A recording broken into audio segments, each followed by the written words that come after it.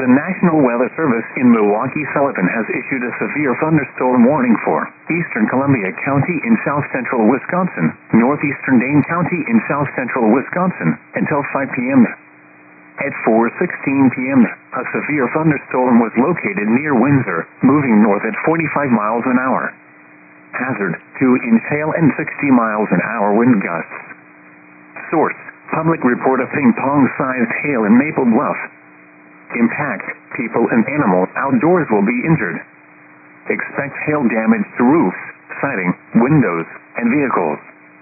Expect wind damage to roofs, siding, and trees. Locations impacted include eastern Madison, Sun Prairie, Middleton, Waunakee, Portage, Windsor, Columbus, Marshall, DeForest, Cottage Grove, Gwinnett, Partyville, Fall River, Maple Bluff, Ryle, Cambria, Arlington, Waukeena, Otsego, and Doylestown. Other landmarks included are the following locations: Historic Indian Agency House and Alliance Energy Portage Power Plant. For your protection, move to an interior room on the lowest floor of a building. A tornado watch remains in effect until 10 p.m. for south-central Wisconsin.